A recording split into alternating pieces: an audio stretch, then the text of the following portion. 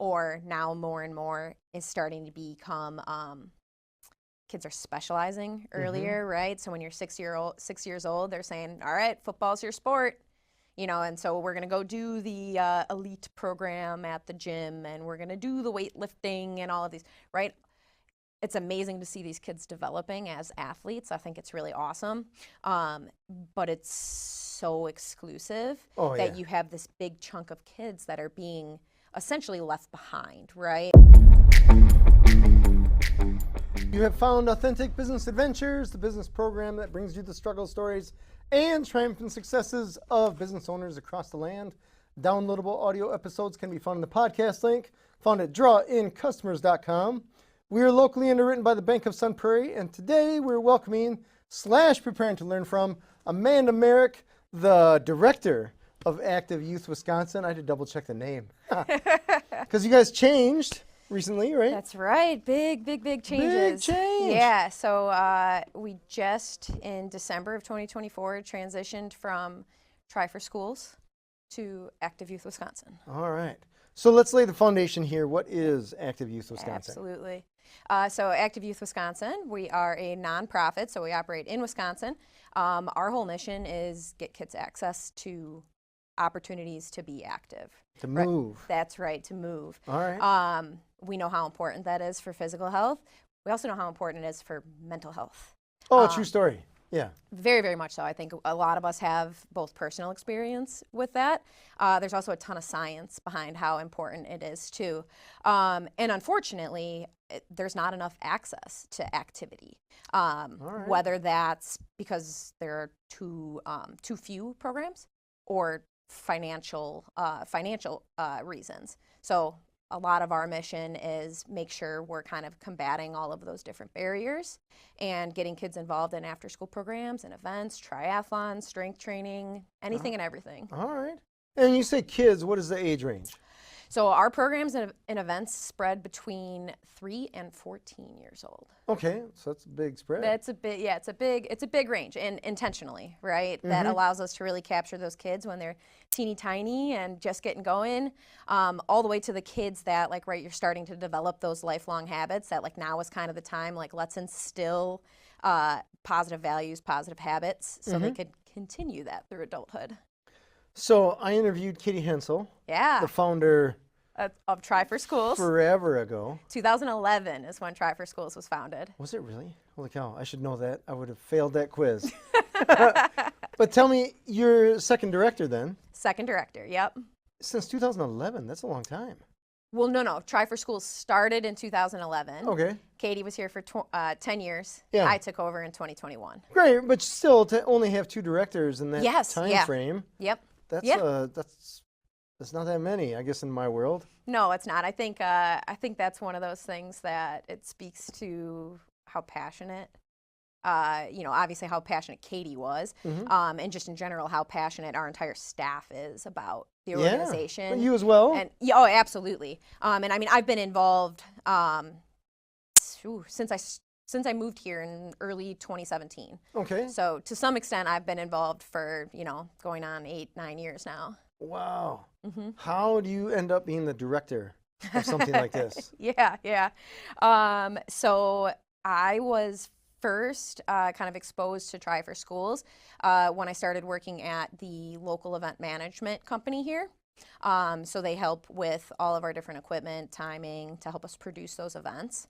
And being a triathlete myself, being somebody who's always been heavily involved in fitness, heavily involved in sports, I started working the events and was instantly just like fell in love. Nice. I had this moment, I was a timer for one of the races. And so I timed from like the press box, right? So I could see the track. Okay. And I'm watching these kids run around this track, doing this awesome triathlon. Some of them, right, 3 years old, like teeny tiny, like. I know, it's amazing. They learned how to walk a year and a half ago. And I had this moment where I was like almost like tearing up just watching this happen, thinking about like, wow, if all kids had programs like these when they were young, like if I had this when I was young, like how incredible would that be? And so instantly fell in love with it. So, in addition to working the events, obviously at that time that was my job. But I started volunteering, I started donating. And then in 2020, I had the opportunity to coach one of our Okay. after school programs because COVID, it was after I school. was just going to ask you, that's COVID times, right? That's right, it was 2020 COVID is the times. 4-letter word. Yeah. I mean, it was 2020, so obviously we couldn't have programs at the school. What was nice is it allowed us to have programs at parks. We did the social distancing, mask, all of that. But instead of just having teachers coach the program, we were able to kind of open the door to any of our other supporters that might be interested. So me at the time, I was working a quote unquote 9-to-5 job, and I was like, heck yes, I would love to jump on and start coaching. So it was just kind of like one more opportunity for me to get in the door there. And then Katie had decided in early 2021 that it was maybe time for her to pass the torch. And everything kind of fell in line from there, and suddenly I found myself as director of Try for Schools. Nice. So do you get voted in, or how does it, or does Katie just say, hey, this is all yours? It's not quite like that. Okay. It's very similar to like a normal hiring, right? Okay. There's resumes and interviews, and then the board has to vote. Okay. I'm sure Katie had some pretty significant influence there. Sure. Well, I would imagine so. Was there competition that you had? I know there are other applicants. Okay. I don't know much beyond that. All right. I don't know how many people would line up to do something. Like, it's a lot of work. It is a lot of work, but how many people line up to be entrepreneurs, right? I think most people have it in their head that someday I'm going to do that, just like writing a book. Yeah. But not Sure. everyone does it. Right. They're Not just everybody. like, hey, I wanted to write a book. All I have to do is start typing or Yeah. something like that. So I mean, I would say it was definitely, of the jobs I have had, it was definitely like that, like, oh boy, like I'm stepping into a lot of responsibility. yeah, And in this case, like I'm stepping into some big shoes, some Fair. big shoes. fair. So whether there was competition or not, there was definitely, a little bit of an intimidation factor going into that for sure. Well, I bet. I'm just imagining from all the stuff that you have to keep track of. So how many events do you guys do a year? So right now we have 3 youth triathlons. We have one 5K, 10K called the Birdie Derby. That's on Thanksgiving. That's for grown-ups? That for families. Families, So okay. anyone and everyone. That one we've had participants from 0 years old to 94 was our oldest last year. 94. So that is a wide range. 0, I'm assuming, is getting pushed. 94, they got to Yeah. push themselves, right? So That's right. That's admirable. That's impressive. Yep, so we have the Birdie Derby, 5K, 10K. We do a golf classic. And then a lot of what we do is programming. So after school programs and summer programs. Man, okay. I guess I didn't realize all that stuff. Mm-hmm. So that's even more beyond. Because That's right. hosting a triathlon, let's just dig into the triathlon thing. Sure. I imagine there's insurance you have to deal with. You have to do permits. Mm-hmm. I don't know if there's figuring out closing roads or anything. Just walk us yes. through what Yeah. all has to happen for a triathlon to happen in a city. Yeah, absolutely. Just a checklist So- of 50 million things. There, right? yeah, I would have to bring out the book, that's for sure, if we were going to go that in detail. But yeah, kind of exactly what you said, right? We have to get approval from cities to be there. We need to know what streets we're closing and if they're going to allow us to do that. On top of that, it's if you're going to close those roads, who's going to make sure they're closed, who's going to make sure they're safe.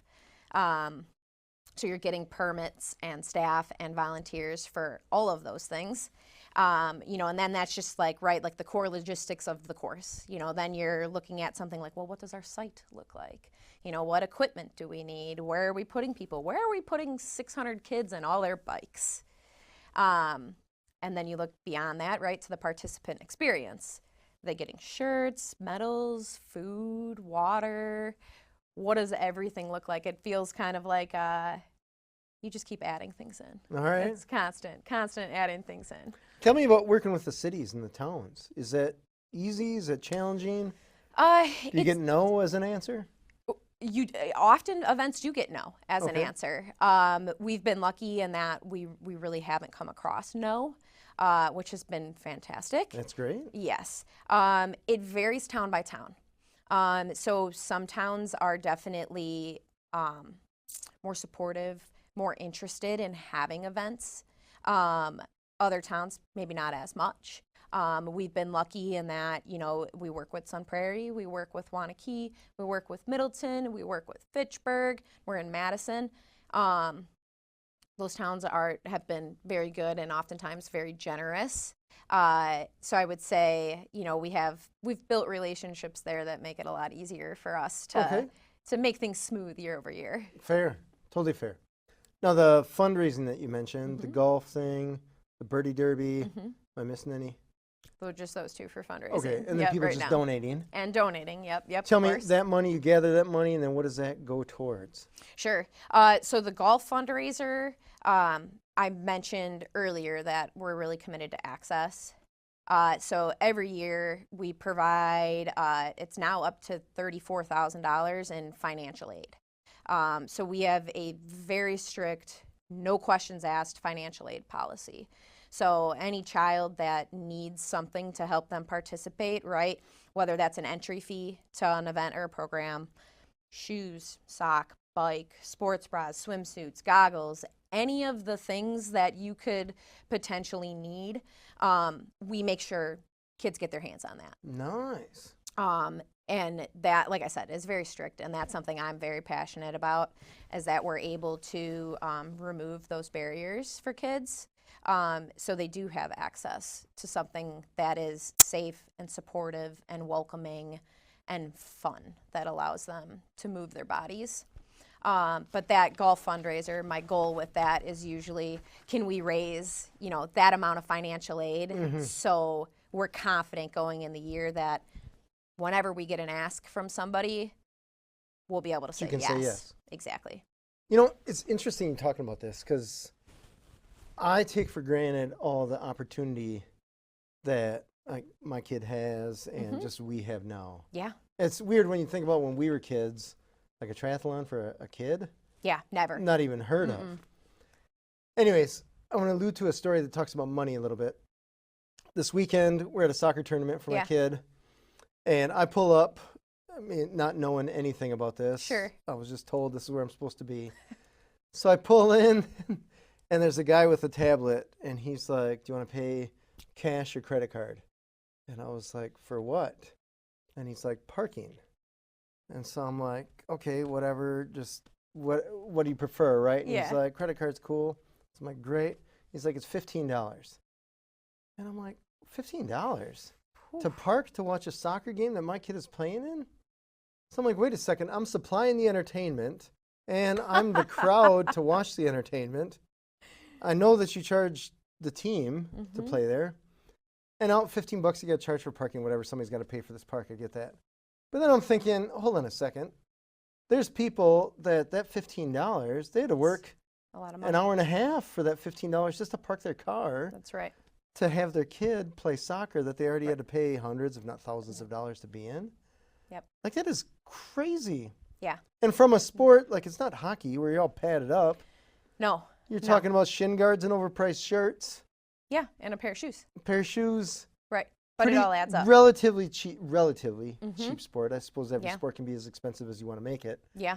But I compare it to goalie gear for a hockey or something. Yeah, I can't imagine. I don't even want to know It's the like we price can of either that. live in a house or have goalie gear. Which do you want? 100%. But this is one of those, if we want to talk for the next 3 hours, I could get on my soapbox about youth sports. It's insane. It's really crazy. And I absolutely love to see kids out there playing, Totally. all the traditional sports, right? So, you're looking at your hockey and your soccer and baseball and football and all of those. Unfortunately, they're becoming more and more exclusive. Totally. And typically it is finances is what they're exclusive by. And, whether that's just like the entry fee to get on the team, or now more and more is starting to become kids are specializing earlier, right? So when you're 6 years old, they're saying, all right, football's your sport, and so we're going to go do the elite program at the gym, and we're going to do the weightlifting and all of these, right? it's amazing to see these kids developing as athletes. I think it's really awesome. But it's so exclusive Oh, that yeah. you have this big chunk of kids that are being essentially left behind, right? They just want to play, Exactly. not They necessarily just aiming to go pro. exactly, right? And like what are those percentages for the sports? Yeah, yeah, 0.001% of kids fractional. that Yeah. yes, so fractional, right? It's going to be people like us that are out there playing pickup softball on a Wednesday night and doing hobby triathlon. But the goal is still like give those kids experience now when when they are young, when they can go out and have fun with it. Um, and so much for us is creating those opportunities, right? Yeah. And so when we say create, that's obviously hosting the events and the after school programs, but it's also giving the kids the resources to be able to show up, right? Because we can't pay, thousands of dollars for hockey gear. Right. But I could scrounge up a bike and some shoes and some, and make sure that Yeah. kid gets the opportunity to move. So you get your bikes from, oh my gosh, I got to think of the place. Bikes for Kids, Okay. they help us, yeah. So way back when, I was volunteering for Big Brothers Big Sisters. Okay. And I helped get a bike through them Yeah. for my little brother. Oh, nice. At the time, he was, I'm going to say 13, 14 years old. Never been on a bike. Yeah. And me, just being this oblivious Same. kid, Yep. I'm like, what do you mean you've never been on a bike? Yeah. Like, you've never been on a bike? Yep. 13 years old? Yep. And I grew up in a time where that was your transportation. Like, you either 100%. walked, ran, or Yep. biked Yep. as a kid. And you left for the whole day? And then, Oh yeah, you were gone. Yeah, Yeah, absolutely. gone. It was. I mean, it was no different with us. Yeah, but I think people, like you said, we take for granted how special that is, right? Yeah. Like the freedom that a bike gives you, and then you hear of kids that don't know how to ride. I mean, we have a 26-foot trailer that we drag around town that's filled with bikes Wow. to give schools the opportunity to teach kids how to ride bikes. Really? Okay. Yeah. Tell me more Yeah. about that. Yeah, so, oh gosh, I don't know what year we got the trailer in, but we have a big trailer. It's filled usually between like 30 and 40 bikes, and we cart it around to all the different schools in the community, and teachers either use it for our after-school programs. So if it's at a school where there's a big chunk of kids that don't own bikes, we'll have it there so they could be taught how to ride. And then we'll also let it circulate just for like PE programs. Right, a gym teacher wants to teach biking. So it's like, sure, we'll pull the trailer over there, drop it off, and teach your kids how to ride bikes. Oh, Or how about cool it. is that? It's super cool. And from a cost to the school? Nothing. Nothing. Yeah, All right. nothing. Very cool. So same with all of our programs. We don't charge the schools to host a program. In fact, we give them money. Okay, you're alluding to that, so I love that. Thank you for the segue. So you donate money, because I know when you sign your kid up for the triathlon, Yep. you put in there something about what school That's you want right. money to go towards, right? Can you tell That's us right. about that? Yeah, so really kind of Try for Schools started with this, the whole fight childhood obesity kind of movement. And we quickly learned, well, no, start developing those healthy habits early and then it never becomes a problem. And so when Katie did that first triathlon, that was kind of the goal behind it, right? Make it fun, make it exciting, get the kids moving. And then it was like, well, what do we do with the money that, we raised? And she decided, well, let's give it back to the schools. And so what's unique about us, and as far as I'm aware, and I'm involved heavily in the event industry, even beyond Try for Schools and Active Youth Wisconsin, we are the only organization that does this. We donate 100% of the entry fee. So it's not proceeds. We take all of that entry fee money. We say, this is what we're giving back to the schools. So when a child registers, they'll, like you said, select their school. At the end of this, I'll say the season, right? So all 3 of our races, we count up how many kids, from Sandburg Elementary did the races, and we cut them a check. All right. And we specifically direct that check to the physical education departments. Nice. Because right now, right, we know in general, school budgets, not great. Not Yeah, right. existing It's in some challenging schools. times. Yeah. It is, yes. Right now, average budget for a physical education department in Dane County, $100 Annually? annually for the whole department. $100. Right. So like these days, What is that, like 10 basketballs? 10 oh cheap no, basketballs? it's like 3 basketballs if you're gonna do like decent maybe a jump rope you could throw in there too. Wow. Yeah. We got a jump rope. One Like, jump rope. whoa! Right. And then you're looking at class size, right? Average class size, I think, at least in Madison School District, is 17 kids, Okay. right? So Well, it's cool, smaller than we're- I expected. Okay. Yeah. But still, right? So you have 3 Still a lot, basketballs yeah. and a jump rope for 17 kids. Nice. Have fun. Uh-huh. I mean, I've been to some schools in the area where, what the shell of a soccer ball looks like, where the shell is just gone. It's just like the Oh, inside the little shapes of are. yeah, just gone. It's like, wow, I wonder how long that soccer ball has been getting kicked around. 20 years? Yeah. So the point is that money is basically handed to that physical education teacher, and they're told, use this for what you want. Not combined into the mass budget of the school as a whole. Sure. That is so crazy. I'm trying to think. Like you give them $34 and you just jumped up like, whoa, it's 34% Exactly. increase. Yeah, exactly. So like you think about the schools that we cut a check for $1,000 to. Yeah. That's pretty impactful. So even when you're looking at those like smaller dollar amounts, in a lot of cases we are quadrupling the budgets of a lot of these schools that we Dang, help. okay. Yeah. That sounds So- like a lot of checks to cut, I imagine. It is, yeah. Our operations director, Rachel, she's a godsend. Okay. Because I imagine you get one kid from one school, and there's other kids where you're like, hey, we got 10 kids at this school, 15 at this one, Yes. 1 at that school, whatever. Yeah, So that's like, hey, here's your... We just had our Wanakee Kids Triathlon last weekend. I want to say we had 92 different schools present. Wow. Yeah, so a lot of different schools That's a lot to keep track represented. of. It Okay. is, yes. All right. Are there any schools that say, hey, we don't want that money, or what do we do with this? Or We do every year. We get schools that are kind of like, "What is this?" Ah, that they're okay. not exactly sure. But it's almost nice because that gives us the opportunity to like say like, "Hey, this is what we do. This is why we're here. This is why you got this check." all right. So So you can spread the word a little bit. that's right. Yeah.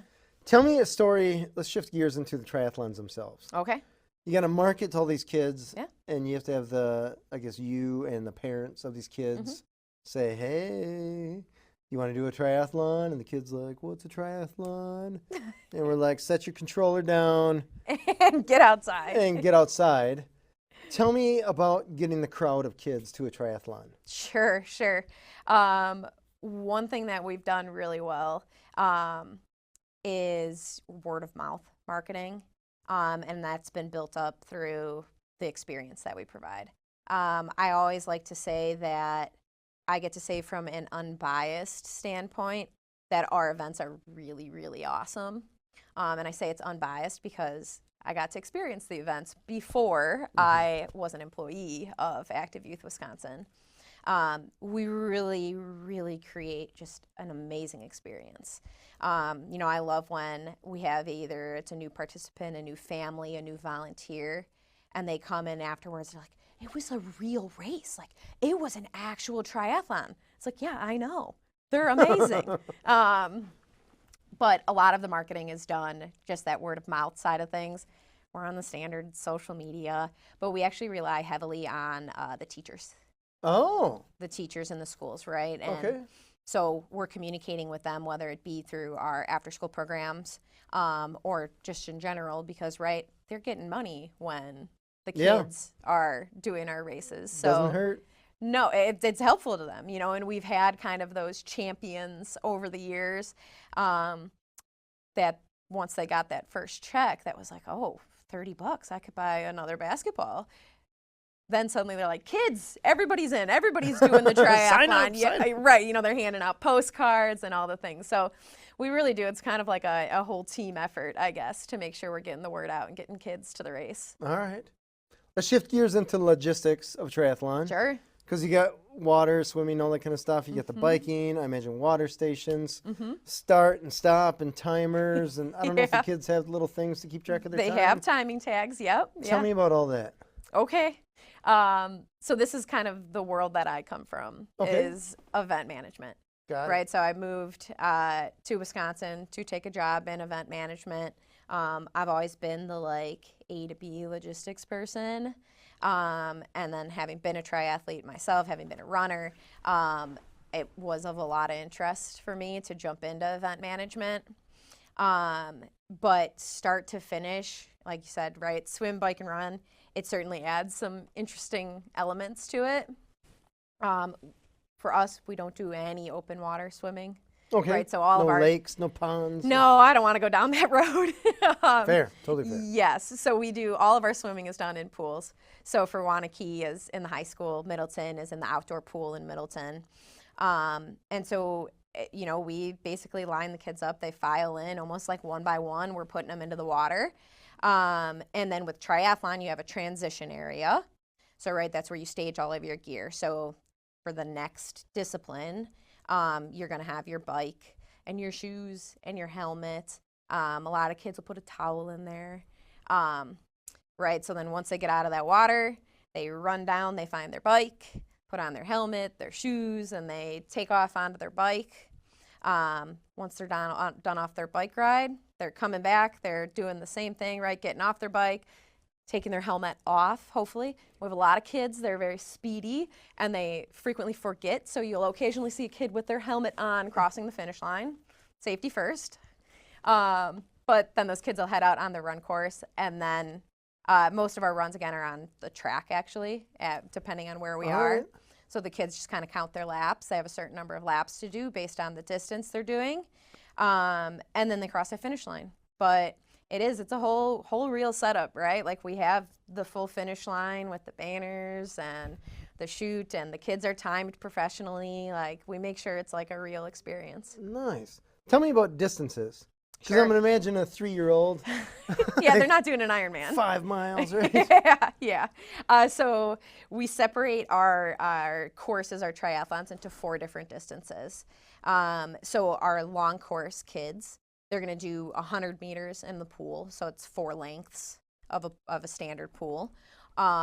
Depending on what location we're at, it's probably going to be around like 4 or 5 miles on the bike, and then a 1-mile run. Okay. Down to our medium intermediate course. So the bike distance on that is going to be usually like 2 to 3 miles and then a half-mile run. Our difference between the medium and the intermediate is the swim. So the intermediate, the swim is only a 25. The medium, the swim is a 50. Is that there versus there and back? Exactly, there versus there and back. And the reason we did that was because we realized that swimming skill wasn't there for every child, but they still wanted to do that longer distance on the bike and the run. So we decided, well, why don't we just make another course that allows those kids to just swim a little bit shorter, but still compete, and then the longer distances on the bike and the run. And then our short course kids, so like the teeny tiny ones, right? Those are your 3 to 5-year-olds, which I know I didn't know how to swim at 3. No. But there are some pretty impressive kids. Those kiddos, though, we have them just go horizontal across the pool, so it's not even a full Okay. length. Okay. And occasionally you'll kind of see like a lifeguard just like handing them to the next lifeguard along the line. And then depending on what site we're at, you're thinking like a block for the bike, and then kind of just like straight into the finish line from transition for All the right. run. Yeah. All right. It's Yeah. going to be cute to watch. Oh my God, it's adorable. It's adorable. It really, really is. Nice. Tell me about insurance. Sure. Because that's the topic that everybody loves, right? Everybody loves. Because I imagine you introduce water and like, oh, we got a problem there. You introduce a crowd, I got a problem there. You introduce something where you need a helmet with biking, got a problem there. And introduce just not sitting on a couch in a shell, got a problem there. So just tell me about how that works. Yeah, I think, an organization as a whole, right? Because you mentioned, right, we have like our standard like office operations, like we are a nonprofit, but essentially, right, a nonprofit is a business. Mm-hmm. So you have those just basic insurance needs. We have equipment that we need to insure. Oh. Right? We have You're talking timers and stuff like that? Or? so in our case, not the timing side of it, but right, like we have cones and a finish line and a million tents and a whole bunch of other stuff that when you price all that out is a good amount of money, and we need it all for our events, right? So we have 2 storage units, and it's basically, an event in each storage unit. So we're insuring equipment. I mentioned our bike trailer. That bike trailer needs to be insured. The people who move the bike trailer need to be insured. And then, yes, the complicated part of event insurance. So you are every element you add to it, from being in a pool to being on a closed road versus an open road, right? Can any cars get on versus can some cars get on? And then we have a lot of volunteers. We make sure those guys are covered. We have our staff. So it's when every February rolls around, it's when we renew our insurance. It's a rather lengthy process. All right. All right. Has there ever been a challenge when an insurance company will say we can't do it or won't do it, or we can, but it's $10 billion or something? Not really. Knock on wood, we have not had that happen to us. Way back in the day, we used to have a mud run. I was on the mud run. Yes. With my little brother. There you go. Yeah. Yes. So the mud run. It's basically an obstacle course race. It's phenomenal. Yes. A lot of fun. Super awesome. High energy. So dangerous. So dangerous. Okay. So dangerous, right? You're sending out 1,000 kids into a little obstacle course. Is that what you had, 1,000? Usually the mud run was around 1,000. Yeah. That's a lot of kids. Okay. Yes. All right. It is a lot of kids. The last year of the mud run, we had a child step on ground bees. That's what I heard. Okay, yeah. That was the end of the mud run. We were no more. All right. But you're in a park. That could have happened. It could have happened anywhere, absolutely. Yeah. But it's one of those things. Maybe we don't need this risk. Plus, then COVID hit, and it just never came back. No, that was a blast. I took my little brother. I still have this picture of my little brother. I'm trying to think. There must have been some little creek that we had to cross. Yep. And he was sliding down the thing, and he fell into the creek. And so whoever caught this picture of him falling down with this look on his face. So every once in a while when I see him, I'm like, hey, Danny, remember this? Oh, I'm sure he loves being reminded of that. Because that's the game, right? You're having fun, you're getting muddy. Right. It's exactly what we're talking about. You're trying to run with 20 pounds of mud on your shoes. So. Yes. Oh, yeah. We had a lot of shoes just that never made it back home after that race. I bet. Yeah, I think I went on some mud run. I don't remember what it was. Where there's some shoe donation pile. Yes. Yeah, usually that's what it is. I don't know what you guys are doing with them, but you seem to want them, so. We'll leave them here. Yeah, I definitely didn't. I didn't choose my favorites there. Good. So, all good. Tell me, next thing about volunteers. Yeah. To put on an event like this, you need people. That's right. And they're not, some of them are staff. Some are crazy good staff. But you can't have millions of staff on payroll. No. So there are 4 active Youth Wisconsin staff. So that's it? 4? That's it, yeah. Wow. So it's myself, I'm full-time. Rachel Hagan, she's our operations and program director. She's full-time. Then we have Casey Sagali. She's a program director, so she helps us with Birdie Derby primarily. Okay. And then Katie Brazel is our race director. She's also part-time. So that's kind of our lean and mean crew of women that make it all happen. But then we really rely on incredible volunteers, and we over the years have just created this honestly, it's a massive army of people that just truly care about the mission. Because every event we usually try to find 90 to 100 people to come out and help with an event. Yes. All right. Yes. Kids are really unpredictable. No joke. Yep. No joke. We can work as hard as we can to cone them to go left, but as soon as that first kid goes right, they're all going right. Oh, that's funny. So I always lovingly refer to our volunteers as our human cones. All right. I remember volunteering. This was a long time ago. Yeah. Because I was must have been a transition place. And there's kids, I think most of them are there for fun. Yes, but that's I feel our like goal. this was an older kid that was determined to take on the world. Sure. And they transitioned with their bike. And I feel like that bike was a fancy looking bike. Looked like it cost more than my car. And I remember he got off of it and he kind of threw it and then just went off running. And I'm like, what in the world? That's bizarre. Like, you can put it in a place, whatever. They just kind of threw it and it was blocking the trail. So I had to move Yeah. that. But I'm like, who's your mom?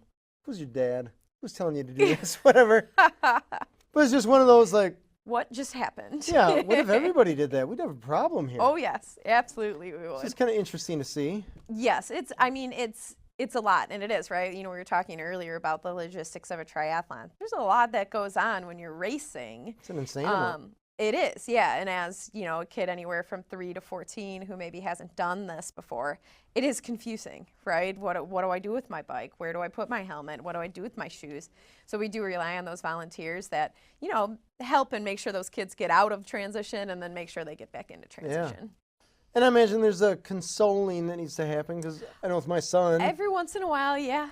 he was there are tears. freaked out. Yep, every once in a while. You know, honestly, we don't have as many tears as you would expect. All right, Kids do a really good job. My son, I mean, this was years ago. I don't remember if he was 5 or 6 or something like that.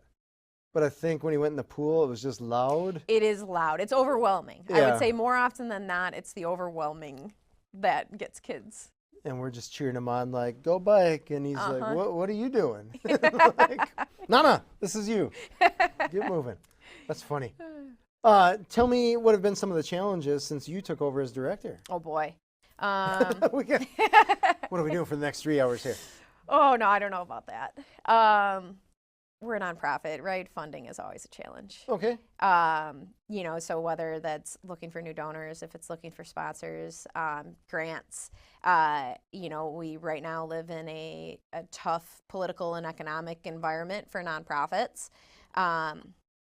And we've definitely seen, we also, nonprofits as a whole, have seen, you know, a reduction in just individual donors. Okay. Post-COVID, there are a lot of grants that nonprofits relied on, you know, year after year that just never came back. Okay. You know, they completely dissolved and just don't exist anymore. So that kind of pool of money is starting to shrink. Mm-hmm. I think one thing that is a little bit different for me versus coming from Katie is I do come from a little bit more of like a business background, right? You know, that's what I went to school for. That's what I love. That's what I enjoy. I am definitely like a put my head in spreadsheets and be perfectly content kind of person. So the first thing I had fun with when I got to Try for Schools was we're going to build this massive budget. And so that's what we did. Okay. But, you know, kind of as we've seen this reduction in funding, whether that be from donors or grants or sponsors, kind of started now to take this approach of, you know, we really can't survive on we do good, give us money. Mm-hmm. Instead, there has to be something, right? You know, I provide you with something and you in turn either donate or purchase something from me, right? Taking that business mindset. And that opportunity really kind of came through when we secured taking over the Burby Derby. Oh, okay. So the Burby Derby, that's the 5K, 10K in Fitchburg on Thanksgiving. That race had been around for 20 years. In 2023, we were approached and they decided that they were, you know, maybe done with hosting the event. Like we've talked about, it's a big, you know, a big undertaking to produce an event like that. And so we were able to acquire the race. We rebranded it to the Birdie Derby. Birdie as in birdie. Birdie as in birdie, birdie as in turkey, yep. We rebranded it, became our race. And again, that for me was like probably the most definitely the most exciting thing that had happened. All right. For us in terms of creating opportunity, was being able to get a race from that, right? Because we're good at producing races. You know, I knew going into the Birdie Derby, like we would do a really good job with it. And that is now our, right? I produce a great 5K, 10K for you, and you pay an entry fee to do it. So it's a fundraiser. It's a fundraiser. Okay. Yep, it's a fundraiser. So that one for us, all the proceeds go to our grant program, which is something we didn't touch on either. Oh, That but our, wait, there's more. That's right. There's always more, which I'll get to the next All part right. of. There's always more. Yeah. So our grants, those were created, I want to say 2015, and those are for teachers to apply for like larger dollar amounts, right? So like anywhere between like $500 and $3,000 if they want to do some sort of either a bigger project or an activity. So I think we've funded like 12 or 15 Gaga ball pits. Oh, I love Gaga Yeah. ball. Yep. We got Gaga ball pits all over Dane County. Nice. We've done wellness trails. We've done just like simple equipment, right? Replace the 20-year-old basketballs that are falling apart. But so the proceeds from the Birdie Derby, they go to support that grant program. I want to say over the 3 years that I have been at Try for Schools, we've had 5 times the number of requests that we could actually fund. 5 times? 5 times, yeah. Wow. 5 times. So right.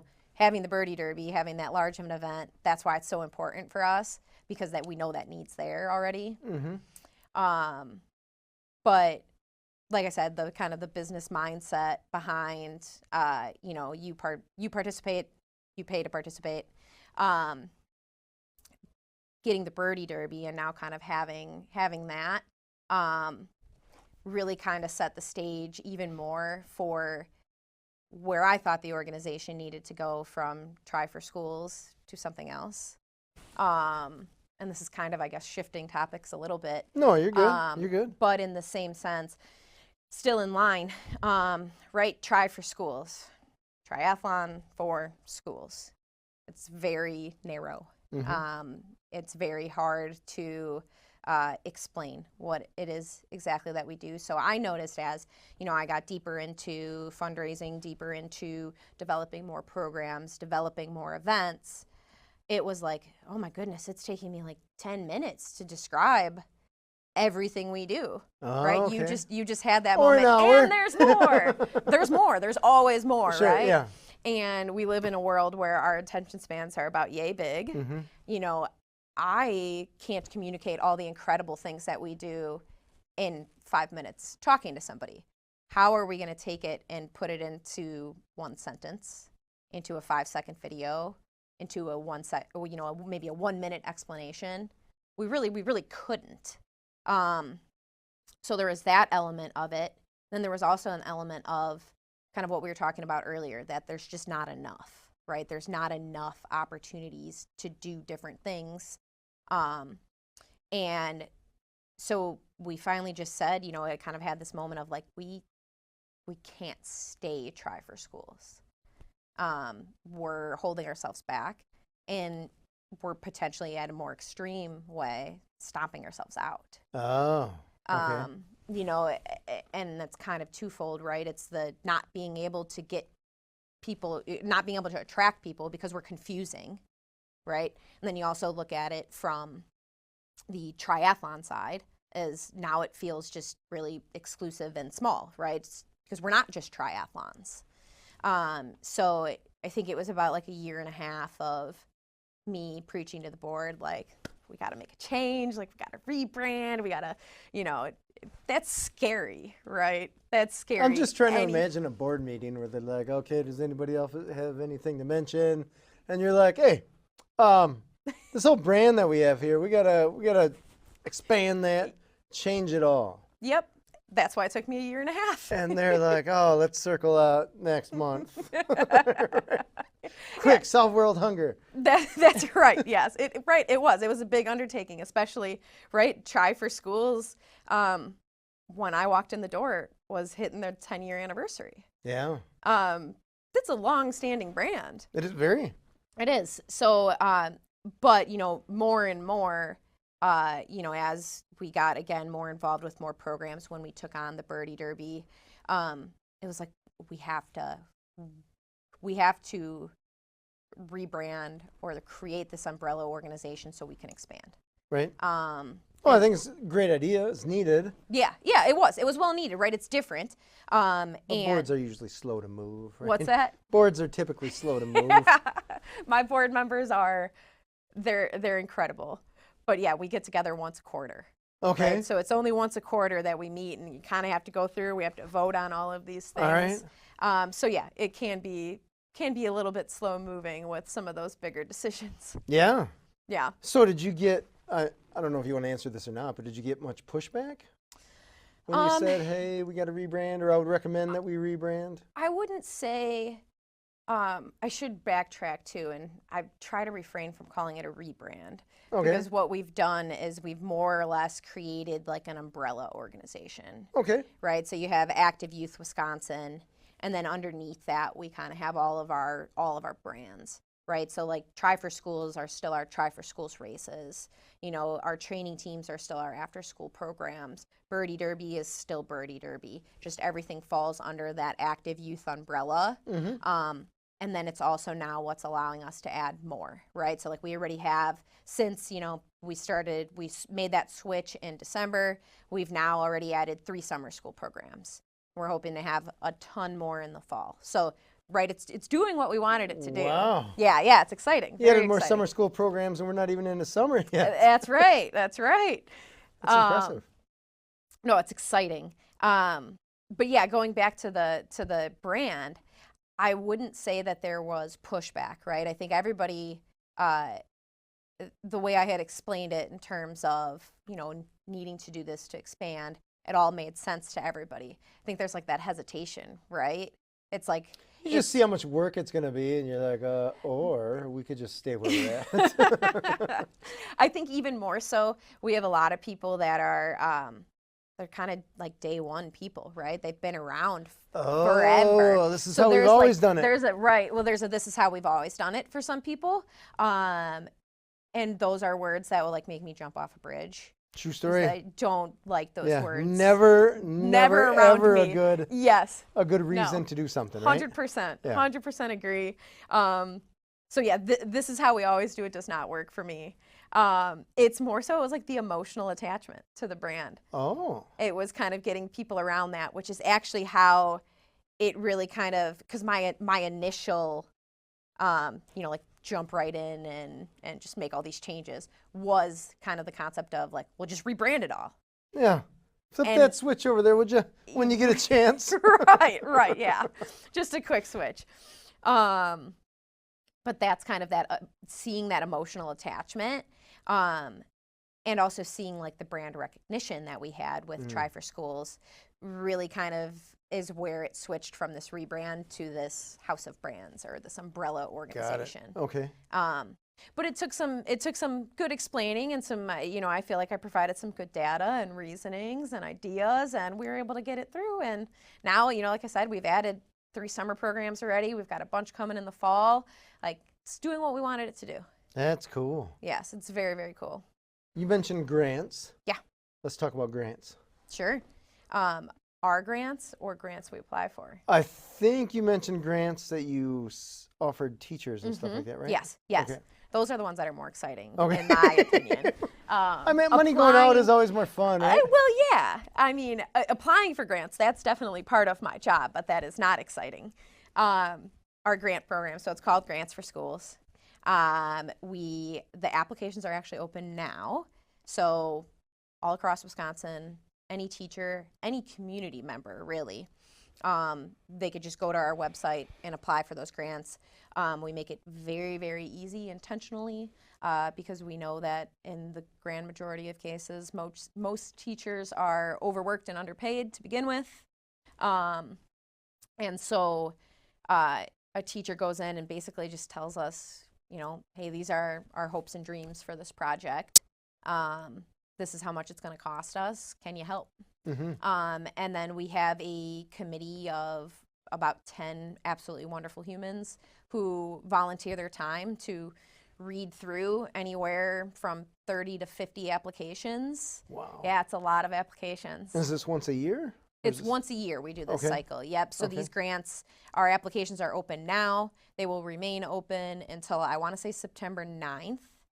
And then we'll award the grants on September 22nd this year. Okay. Yeah. So that would be for the beginning of yes. the following school year, essentially. 25-26 school year, exactly. Okay. Yep. Gotcha. So then the hope is that those teachers have, that essentially that whole school year to complete whatever project that they have All right. applied for and received funding for. So I imagine, I don't know this for sure, so help me if I'm wrong. A lot of these probably look the same, right? Some we of them, want X because of Y, it'll help the kids. 100%. So how do you differentiate or say It's- yes to you but no to you? It's really, really tough. Okay. Um, You're like, I like that you put a comma there? or is it pull them out of a hat? That's one thing, in grant writing. Unfortunately, a lot of grants like that we apply for, so like a nonprofit applying, say, from like a government, they'll get down to some of that of, well, you didn't put a comma here, so that's why this Well, I one is imagine they have to better than the other. differentiate somehow. Somewhere, So, right. So it becomes trivial. Right. So for us, we try to make it not trivial, right? Okay. Like they're teachers. I know they know grammar. If they missed a period, I could really care less. So I guess That doesn't my matter. question is, out of those 30 to 50, Yeah. How many do you decide? How many do you get to typically say yes to? So Just ballpark. it totally depends, and it also depends on what you want to consider yes as. So when I see grants come in, my head's like already going in ways of like, how can I fulfill these without dollars? Oh, Right. okay. So like okay. last year, a grant came in for goggles, right? A school was going to do a swim unit, didn't have enough goggles for all the kids. So I went through, and every goggle provider you could imagine sent emails, made phone calls, see who I get connected with, see like, hey, can you donate like 2 pairs of goggles? Can we scrounge up 50 pairs of goggles? So they did, right? And we spent $0 on there, but we fulfilled that a lot of time. Yep. But we fulfilled that grant, and that left money to potentially fund another grant. Oh, okay. So like I said, the goal with the Birdie Derby, and hopefully this year we'll be able to prove it as we get through this grant cycle, that we won't have to say no to any grants. Oh, wow. That's the goal, or that's Okay. at least my personal goal with when we get a grant request in. Mhm.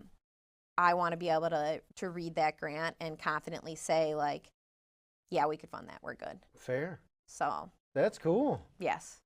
I feel like we missed a spot about what you mentioned. You mentioned trainings for kids.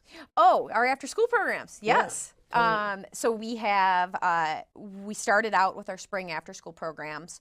So those are 8 to 10 week programs. I like to say that they're holistic training programs, in that we're not just training kids to do a triathlon, right? Like, obviously that's the goal. We want them to complete the triathlon, but along the way, we want them to learn about teamwork, how to set and achieve goals, confidence building, all of those really important skills that they can take into adulthood. It's kind of like the core of our programming kind of starts with all of that, and then we build the physical activity around it. So we have those in the spring, and then now we've added Minds in Motion, Okay. which is another after-school program, 6 weeks for that one. It's all running with the same exact concept. And then, as I mentioned earlier, now we've had summer programs that we've thrown into the mix that kind of take that same approach.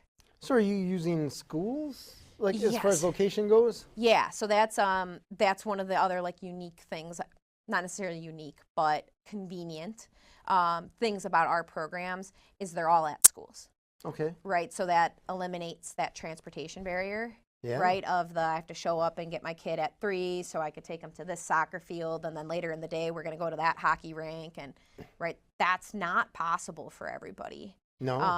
And even for the people it's possible for, it's chaos. Mm-hmm. So we have our programs at the school, so the kids, bell rings, they go down to their gym, and they start practice. Oh, that's cool. Mm-hmm. So who is putting on those events? Is that volunteers or is that? So we pay the coaches. So Okay. we ask for at least 2 people to coach, one of which has to be a staff member at the school. Just so okay. we could get in bathrooms, all Sure. of that stuff. Yeah. So. All right. Very cool. Yeah. So we're running out of time here, Amanda. All right. So before we leave, is there anything I guess you want the world to know as far as triathlons or kids or whatever? I mean, it goes so much more than triathlon. I think the biggest thing, that I have experienced both from sport and from being in this role is how physical activity, it helps you build a community, right? Those people of like mind, things that they enjoy, things that you enjoy doing. And then it gives you all of those tools that just naturally help your mental and physical health. Oh, totally. And that's why programs like ours need to exist. Totally agree.